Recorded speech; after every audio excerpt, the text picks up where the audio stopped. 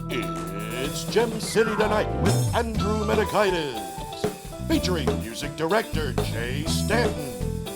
Tonight's guests, the women from Gem City Roller Derby, the chair of the theater department at Wright State University, Joe Deere. And now, your host, Andrew Mitakides.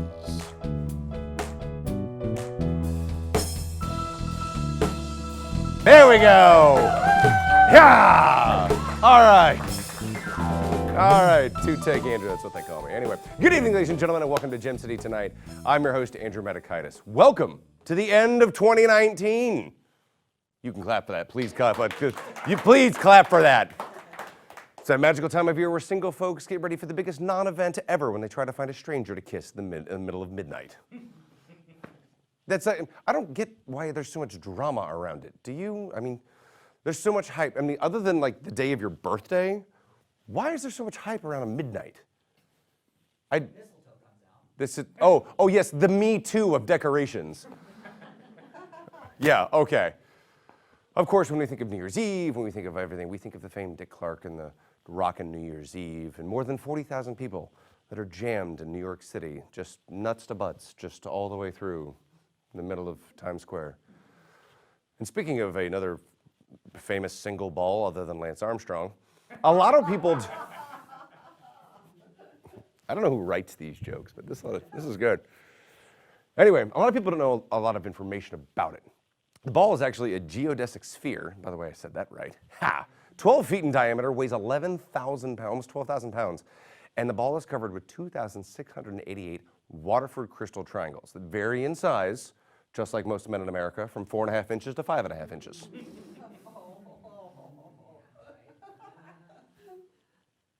You're welcome. You're welcome. Anyway, that's a big ball. That's what Sheryl Crow said.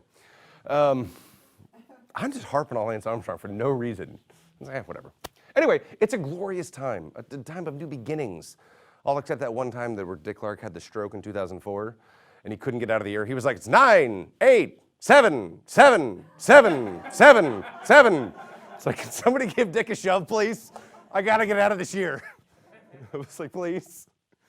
Oh, but yes. Now, sadly, Dick Clark did pass away in 2012, and now it's, I think the New Year's Rockin' Eve has been hosted by that woman, Ryan Seacrest. Man's got a better job than I do. I can take a shot at him. Actually, I think the funniest thing is they're trying to get Barbara Walters to do the ball drop so she can say, this is 2020. Yeah. Bow, wow, wow, wow. Bow, wow, wow, wow. Speaking of old things people forgot about, the Roaring 20s. Wow, we're just on fire with this one tonight. This is good. All right. The Roaring 20s are back. Now, I totally get that people are all going to be doing like flapper parties and Gatsby parties. Are you going to one this year? Absolutely. All right. What are you doing? I'm going to do something crazy. Probably a big top hat. Okay. Just a top hat? That's what I wanted to know. Just a top hat. Some fringe. On what? Don't answer that question. But anyway, what I really wanted to do is while everyone's doing their Gatsby party, I want to do a clear party. Stick with me. Because everything is in perfect vision because it's 2020. Yes. Ironically enough, the year of the I can't do the joke. I screwed this. I can't even do the joke. The year of the optometrist. If this marketing doesn't write itself, I don't know how you, like Stall Vision, if you're watching right now, please like sponsor the show, please. But not only that, for the next 10 years, we get to use words like old sport and chap. And why am I British for that joke? That made no sense. None at all. And then flapper, which is not a reference to any other ball joke before, but everyone forgets what a flapper. You know what a flapper looks like? Of course, yeah. So yes, but it's a young woman with the bobbed, the short skirts, the whole 9 yards, and yes, the little headband, yeah, and they were doing unladylike things, and they were free and more sexual and more than, I guess the previous generations or whatever. And I think it was 100 years ago, 1919, that women got the right to vote with the 19th Amendment. Yes, totally. Yes. Now, I'm not pointing any fingers, but we let them vote, and then we had 2 world wars and the Great Depression. I don't know what's happening.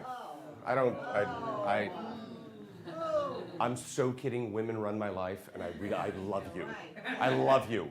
You guys, save me so much. I immediately came back. Recalled it. So, and I'm fine. I love the 20s were great. Good literature, good food, good fashion, except for that one thing. And I'm not talking about electing James Garfield for like 6 minutes. I'm talking about prohibition. Boo. Yes, are you kidding me? Are you prohibition? Now, people think that prohibition actually, fun fact, I don't think you were in the room for the first time. Do you know how long prohibition lasted? Take a guess. 25 years? 13 years. Wow. Yeah. Are you kidding me? This is America. We can't go 13 minutes to do anything. Ask the average male. Hello! I know, just taking shots all over the place.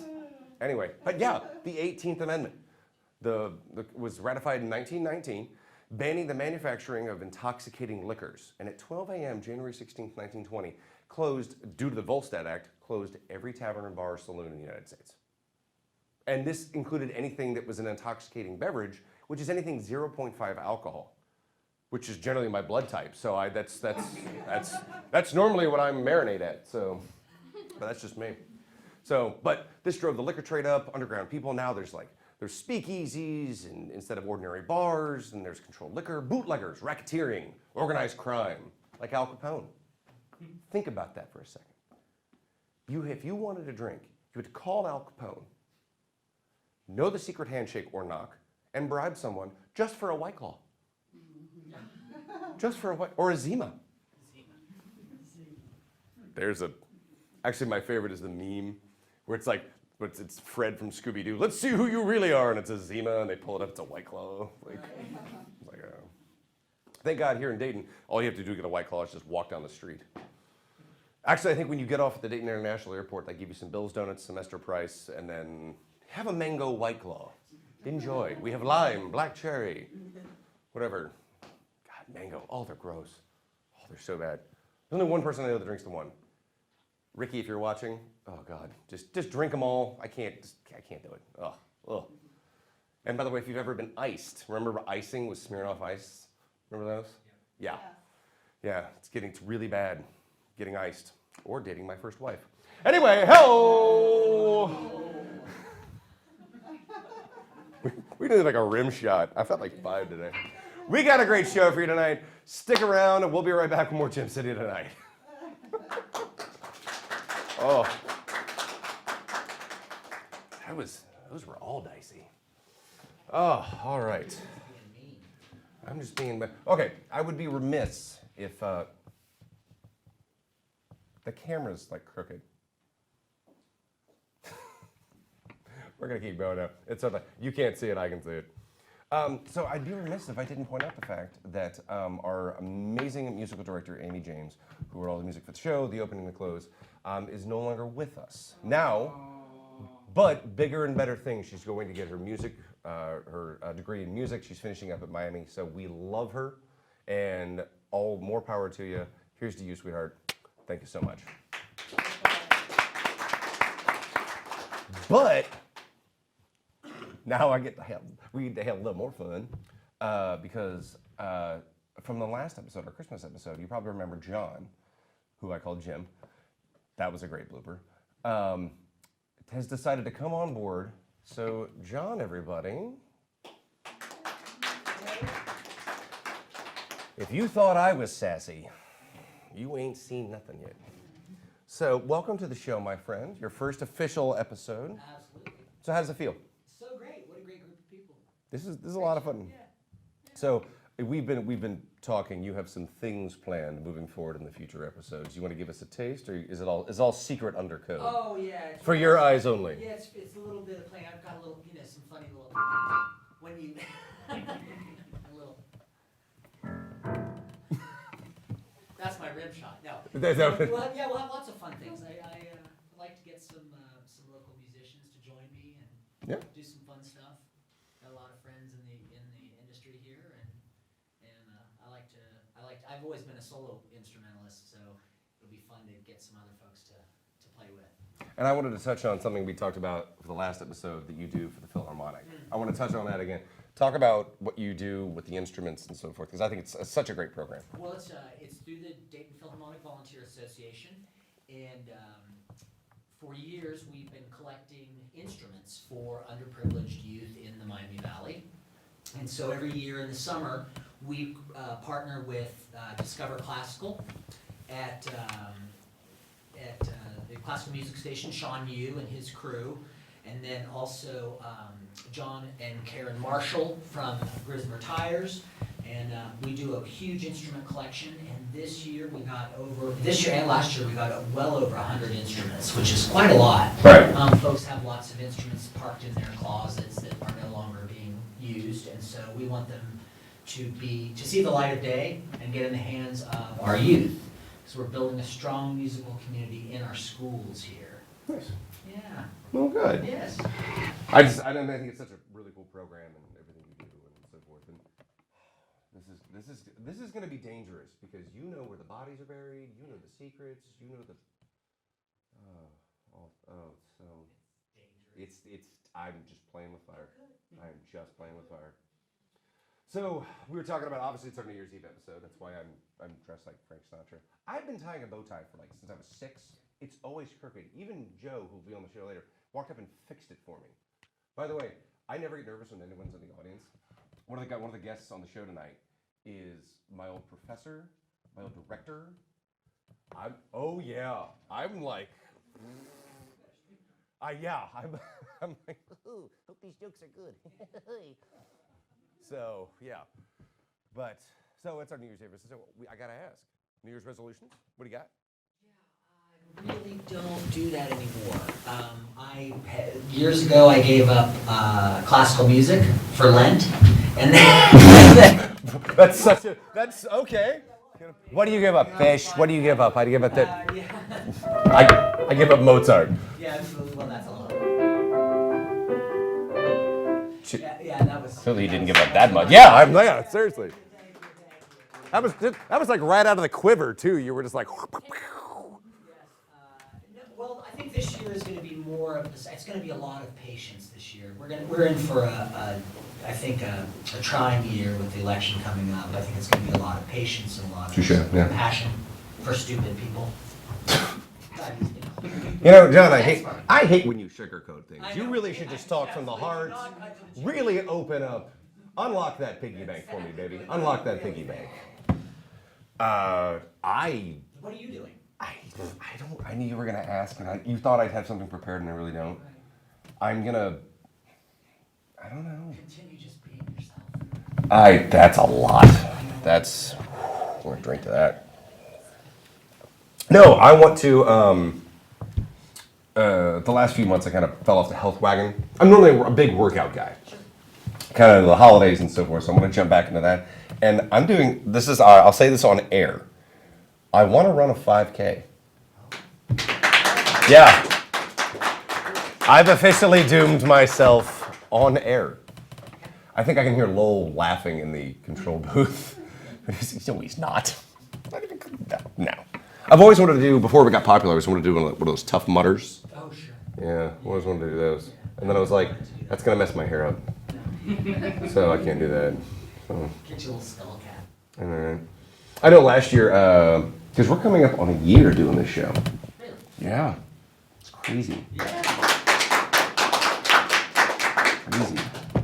But yeah, New Year's Eve. It's gonna be fun. We actually have with the roller derby girls. We went and did that segment. That was a blast.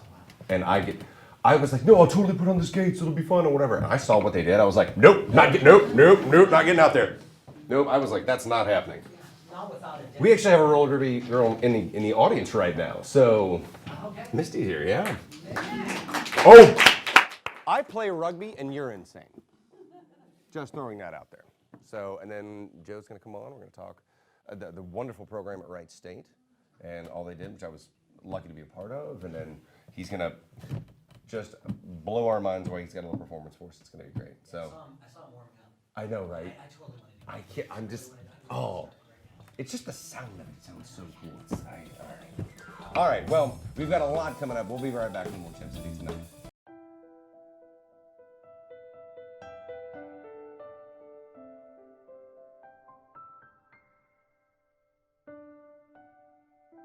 It wasn't always like this. My friends were slowly going away. They found other people. And the world was slowly revolving around me.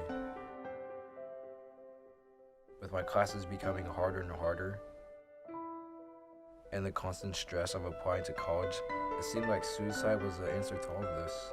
It was so easy to do, right there and then. I could have done it, but someone reached out to me. This person actually cared for me, talked to me, and understood me. Suicide is never the answer. Know the signs, find the words, and reach out.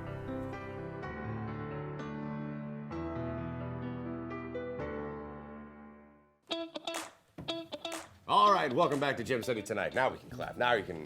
There we go. We actually have a pretty full audience tonight. I like it. Indeed. This is fun. So it's our New Year's Eve episode. If you are watching this and for some reason sober, work on that. But yeah, so this is fun. We're doing our first New Year's Eve episode. Love it. So we got to do a fun little segment called, we always do, I don't know if you've caught up on the episode. I have. You binge watched me? Yeah, I Okay. have. I binge watched. It's so weird to say out loud. We always do a thing called the Greek in the Streets, and I was really, really lucky and fortunate to actually go to the Gem City Roller Derby girls. Like I said, I mentioned the other episode, or the commercial break. I play rugby, and you guys are crazy. So, but they are absolute sweethearts, and they led us to one of their practices, which is on Sunday up in Vandalia. It was just amazing. So, here is our segment with the Roller Derby girls.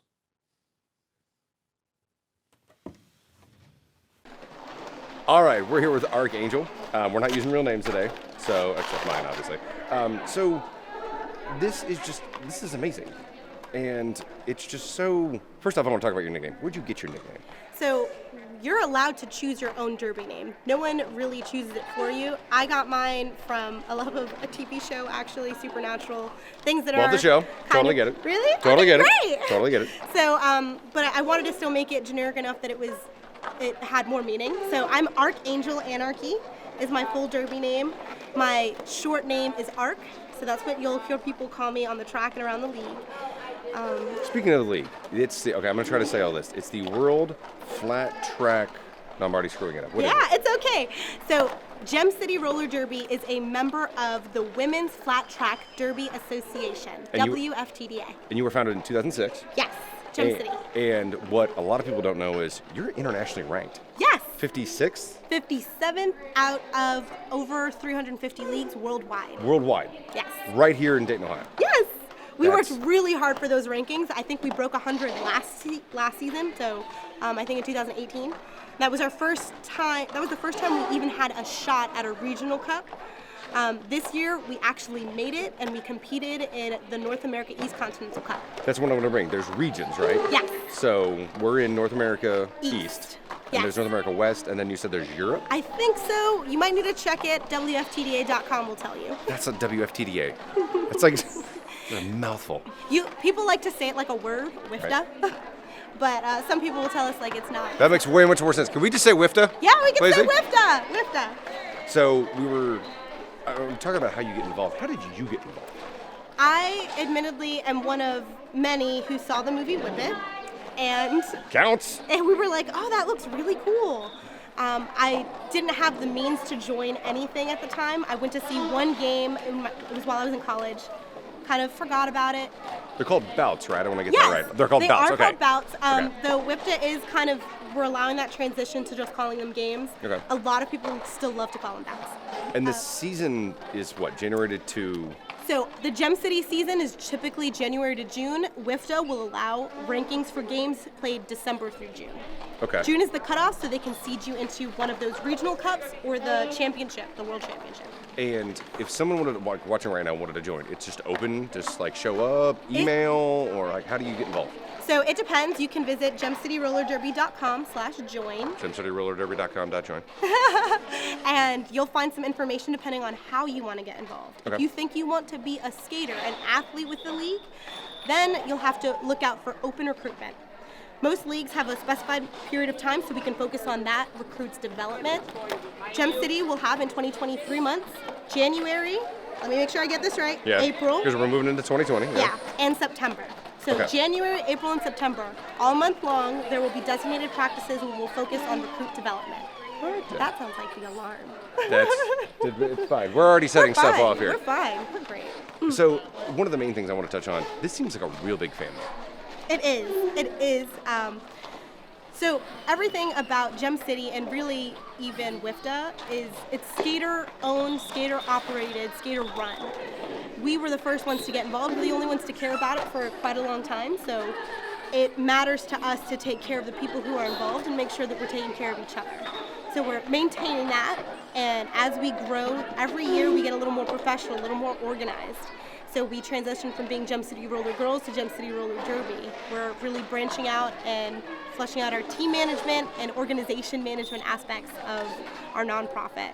And I look up and I'm seeing men, women, young, old, doesn't matter. I'm seeing white, black, doesn't matter. It's just a welcoming atmosphere. It really, really is. So for skaters, we follow the WIFTA's gender policy in terms of who can join as a skater. So if you identify as a woman or if you are non-binary, you can join as Does a lots skater. of hairspray count? I'm just kidding. No. Oh, see, I'm not in. I'm not in.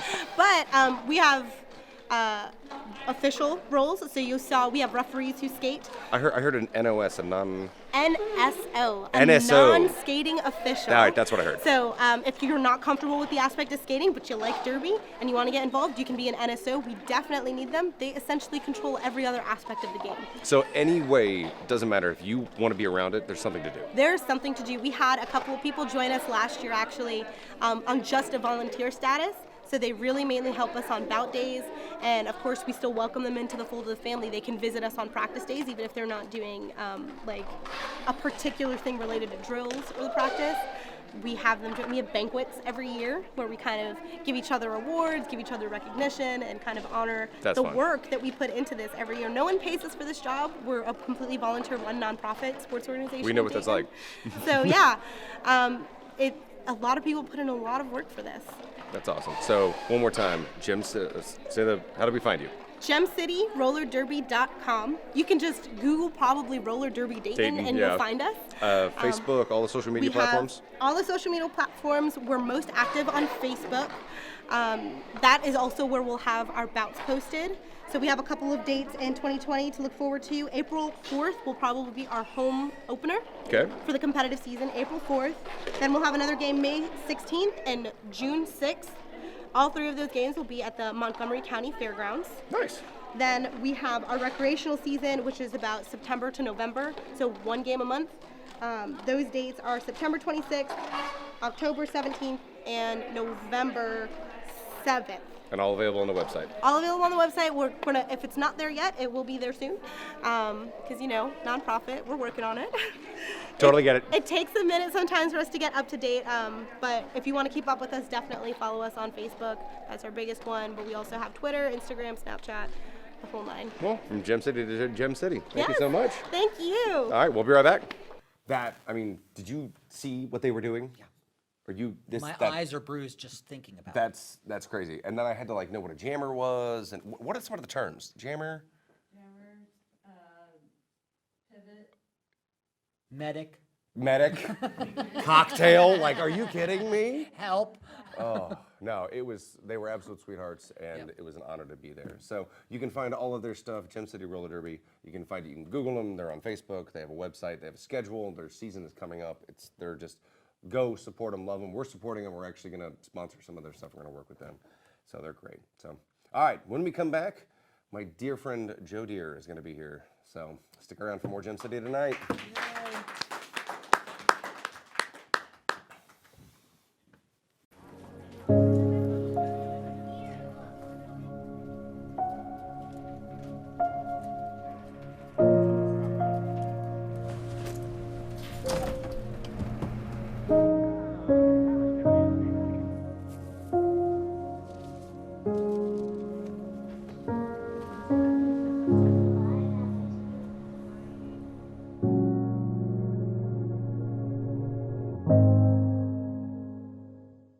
All right, welcome back to Gem City Tonight. There you go. We need one of those applause things, like one of those. I also realized I brought my dogs with me tonight. This is good. All right, so my next guest, we've been trying to get him on the show forever. I'm so glad he's here. He's an amazing guy. He's so much fun. I love him, you'll love him. Put your hands together for Joe Deere.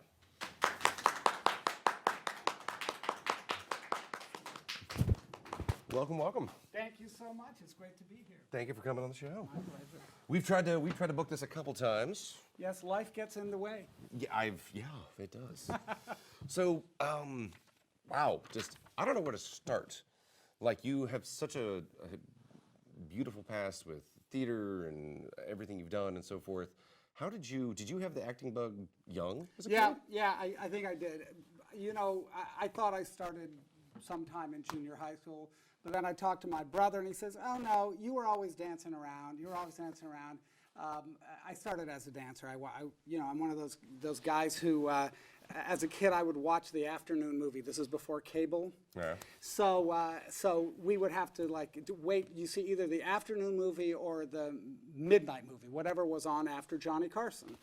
And so because I was in high, there we go, right?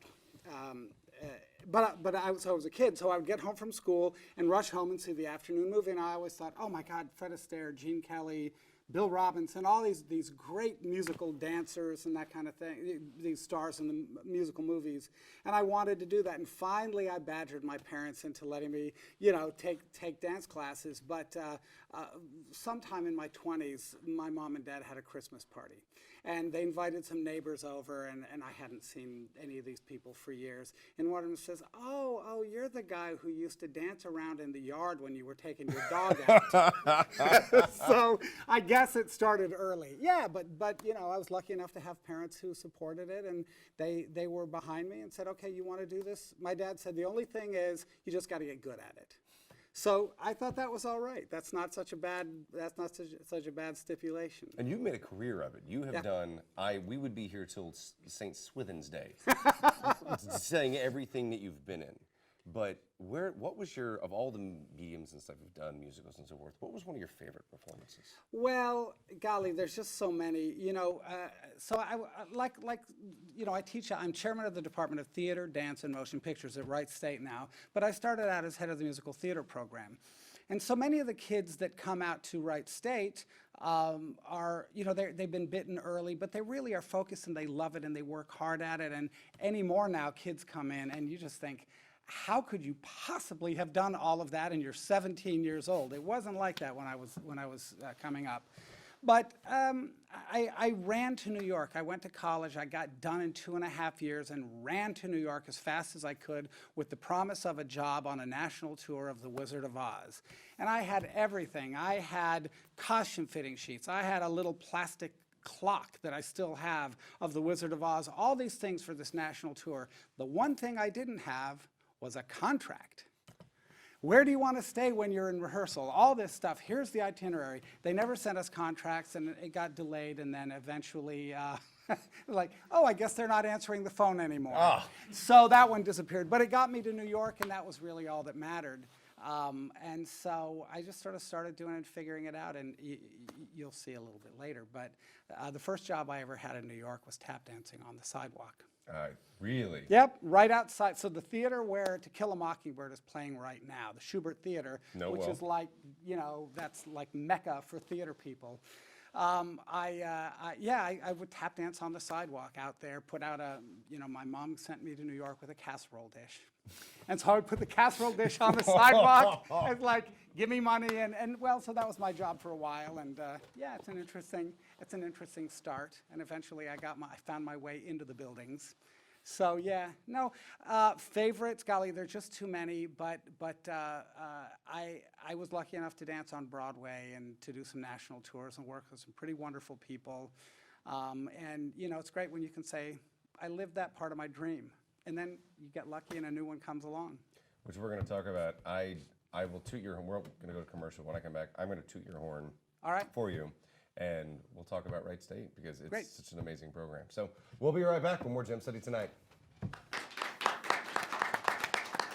I'm Michael Rediger, Director and CEO of the Dayton Art Institute. For the past century, the DAI has enriched our community by creating meaningful experiences with art that are available to all.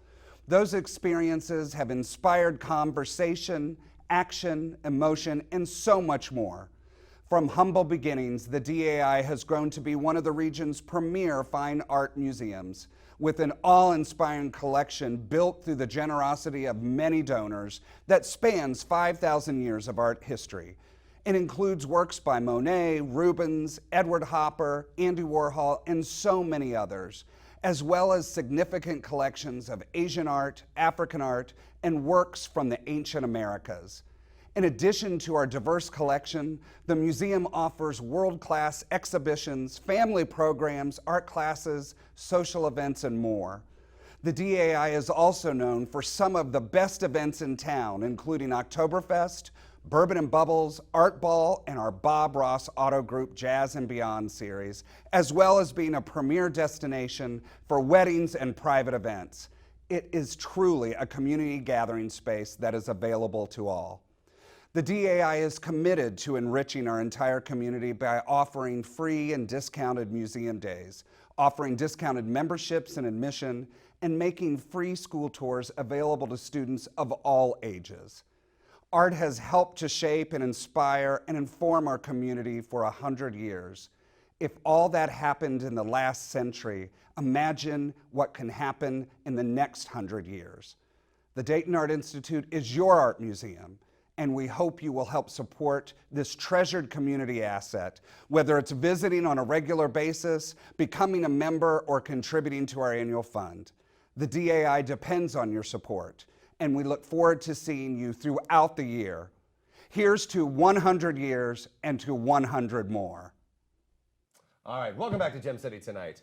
I am with my dear friend Joe Deere. So I wouldn't be remiss if I didn't talk about the amazing program at Wright State.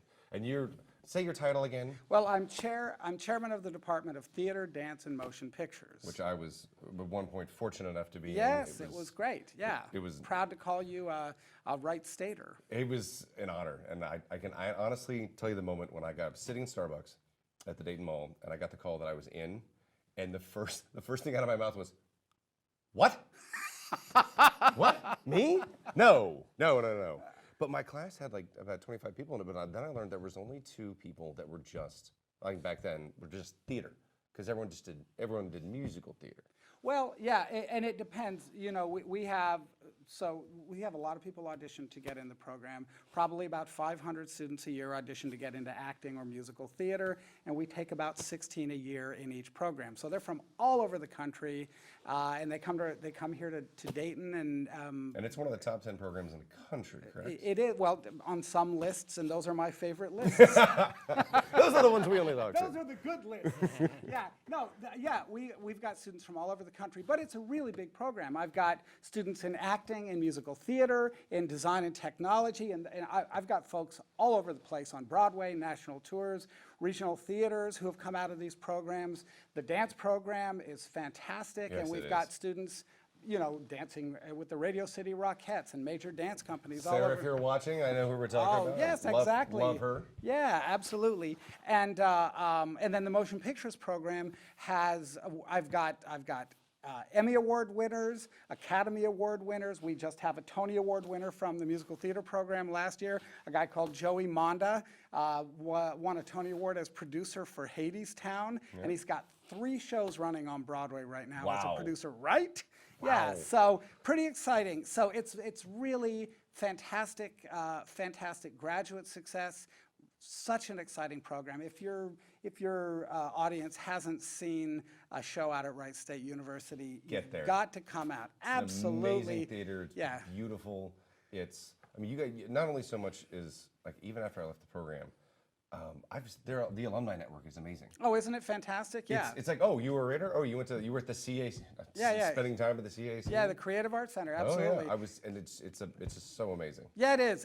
That would be like the one good thing about social media, is being able to stay in touch with all these people out there. They're very, very successful, both coasts. Yeah, I could brag on and on, but it's a fantastic program, and I'm honored to be the chair. So I'm the caretaker of it for now. I'm gonna toot your horn. That's Stuart McDowell, so many people that I worked with out there. You're a visionary. Thanks. To be in a show that you directed, to watch, the things you moved me through, Yep. and there was no range of emotion I didn't have with you, but you were always so appreciate that. caring and nurturing, and you were just so great. That's great. Well, thank you. It's an honor. Look, to be able to say you're living your dream. Who gets to do that? Me every day. So I'm a lucky guy. Yeah. I also want to say thank you. This is our almost 30th episode, and the only interview I've really been nervous in. So thank you for that. Really appreciate you for that one. It's because I fixed his tie beforehand. It's like, oh great, the guy's correcting my wardrobe. It's like the guy who does an orchestra talking to John Williams right now. I'm just like, I have no. Andrew, I'm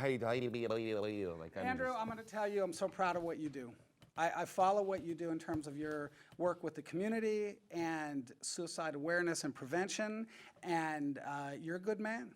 You're doing good things for this city, and you're proud of your town, and that's a good thing, because Dayton can use friends like you. So you're all right in my book. Yeah, bravo to you. Yeah, absolutely. Yeah. All right, well, you just watched me dance in my seat.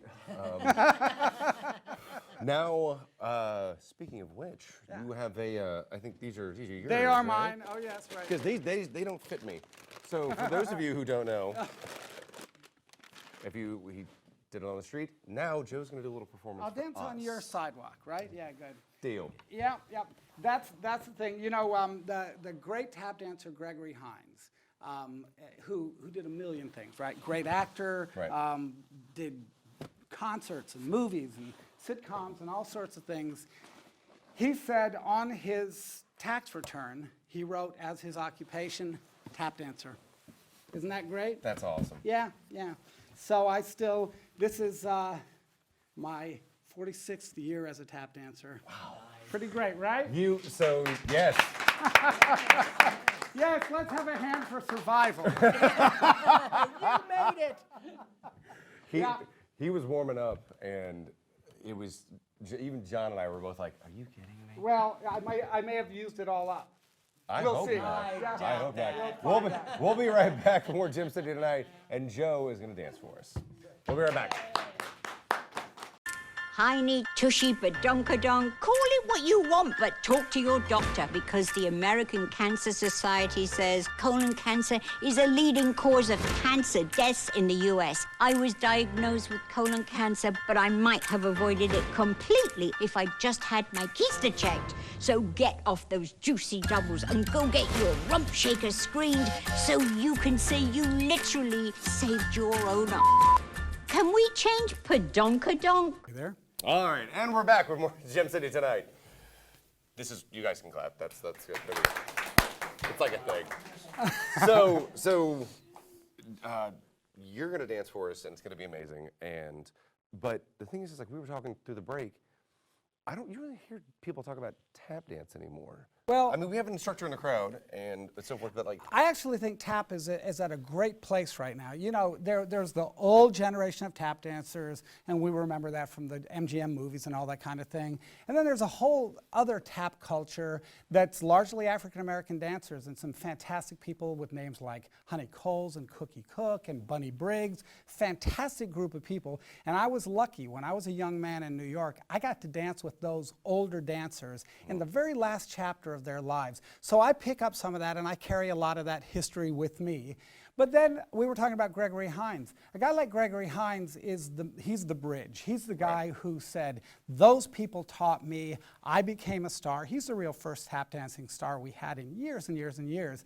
And then he took another group of people under his wing, like Savion Glover, who he's probably the best known tap dancer now. And he absolutely said, no, tap dancing doesn't live in the 1940s. It absolutely lives right now. And he started dancing to funk music.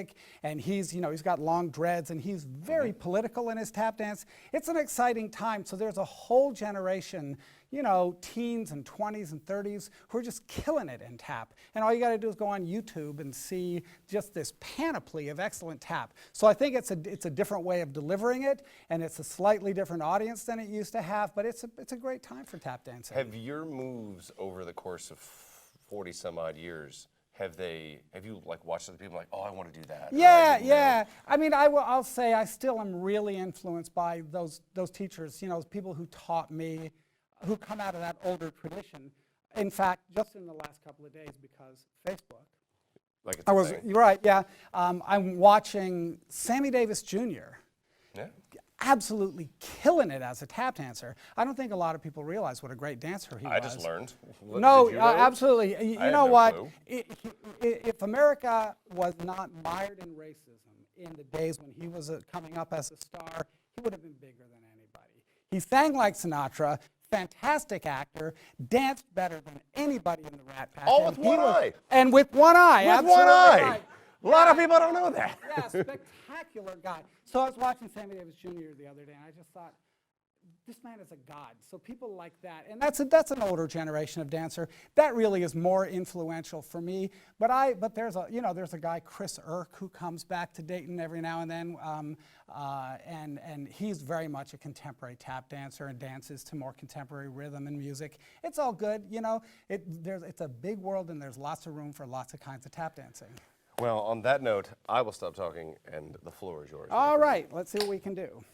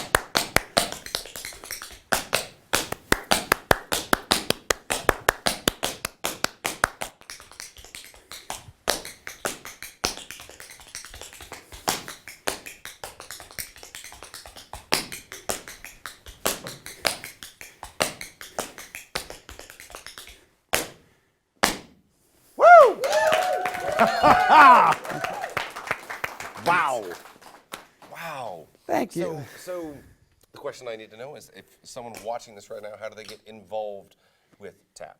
Well, there's a lot of great ways to study tap here in Dayton. We've got the Gary Geis School, which is in Springfield. We've got Dayton Conservatory of Dance, fantastic teacher there, Candy Thacker-Mann. And if you're a student at Wright State University, you might be able to study there as well. I should have. So there's a lot of tap dancing around. You know what? It's never too late to learn, right? It is never too late to learn. We're going to talk. We had an instructor in the audience. We're going to talk. So I'm not letting Joe go just yet. Since it's our New Year's Eve episode, we're going to do, it'd be remiss.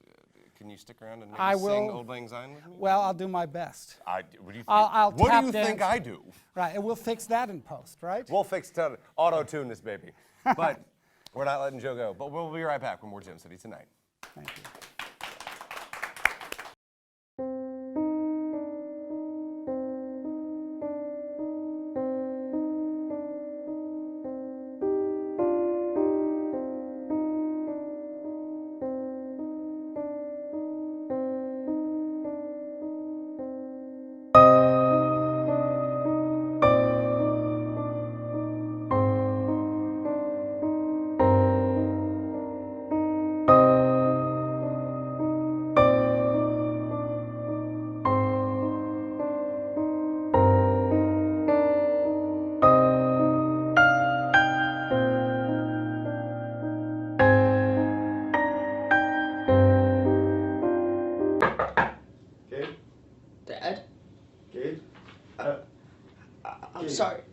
sorry. It's all right. I'm sorry. It's okay. Sorry. You're all right. Sorry. It's okay, Gabe. All right, we're back with Gem City tonight. We've had an amazing first ever New Year's Eve episode. I've had John, Joe, my own name's John. This is fun. The roller derby girls were absolutely fantastic. Thank you so much for being on the show. My pleasure. Cheers to you. It's been a pleasure, but we would be remiss if we didn't sing Old Lang Syne. So, John, floor is yours.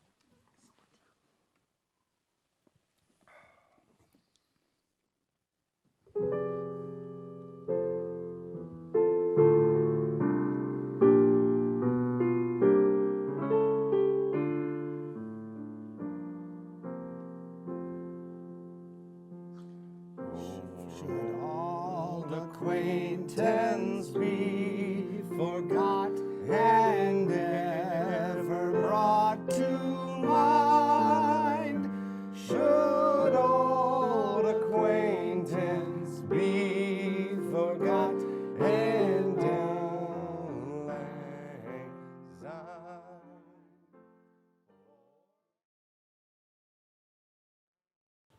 Oh, whoa. This is really high too. I didn't do that. I didn't mean to do that today.